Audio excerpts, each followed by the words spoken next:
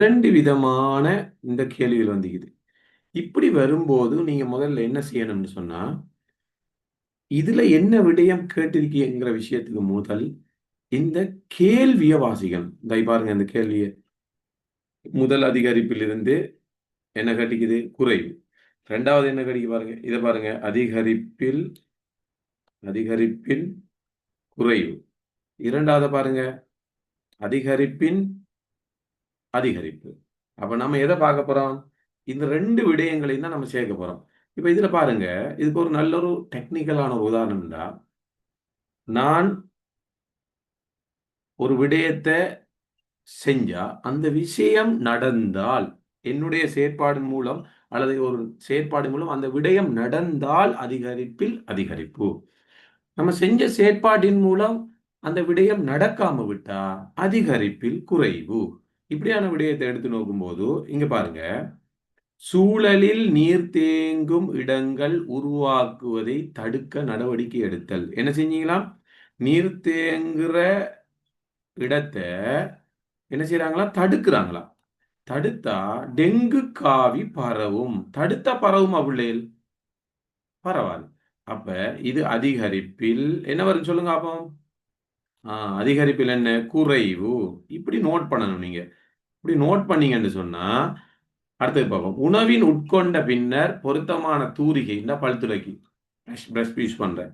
அப்ப பல்ல துலக்கினீங்கண்டா, பற்களின் சுகாதாரம் பாதுகாக்கப்படுமா? பாதுகாக்கப்படுமா படாதா? பாதுகாக்கப்படும். அப்ப என்ன? அதிகரிப்பில் அதிகரிப்பு. போட்டுட்டீங்க. இப்படி இப்படி எழுதி செய்யணும். அடுத்து பாருங்க. மதுபானம் அருந்துதல், புகைப்பிடித்தல் ஆகியவற்றை தவிர்க்கிறது. அப்ப என்ன செஞ்சீங்களா? மதுபானத்தையும் புகைப்பிடித்தலையும் குறைச்சிட்டீங்க. தவிர்த்துட்டீங்க. இல்லாம ஆக்கிட்டீங்க. பாதகமான சூழல் நிலைமை ஏற்படும். பாதகமான நிலைமை ஏற்படுமா? ஏற்படாது. அப்ப என்ன வரும்? அதிகரிப்பில் என்ன வரும்? இது குறைவு. அடுத்தது தொடர்ச்சியாக 6 மாதம் பிள்ளைக்கு பால் ஊட்டினார். கட்டாயம் தாய்ப்பால் கட்டாயம் 6 மாதங்கள் கட்டாயம் பிள்ளைகளுக்கு வழங்க வேணும். அதுக்கு பிறகு மேலதிகமாக வழங்கணும். அதன் மூலம் நிறைய தலைப்பால்ல உள்ள கொலஸ்ட்ரால் பதார்த்தம்லேருந்து நிறைய பிரச்சனைகள் காணப்படுது. வழங்கினா குழந்தையோட என்ன என்ன சுகாதாரம் பேணப்படுமா? படுமா படாதா? படும். ஓகே. அப்ப இப்படி வந்தா அதிகரிப்பில் அதிகரிப்பு. இப்ப அப்படி நோட் பண்ணதுக்கு பிறகு, இப்ப கேள்விய பாருங்க. சிம்பிள். குயிக்கா செஞ்சிரலாம். அதிகரிப்பில் அதிகரிப்புன்னு சொன்னா ஆட்டோமேட்டிக்கா இதுல என்னென்ன வருது? அதிகரிப்பில் அதிகரிப்பு ஏயும், அடுத்து சாரி அதிகரிப்பில் அதிகரிப்பு என்ன வருது? பியும், அடுத்து என்ன வருது? டியும். அப்ப பியும், டியும் எங்க இருக்குன்னு செக் பண்ணி பாருங்க. பியும், டியும்.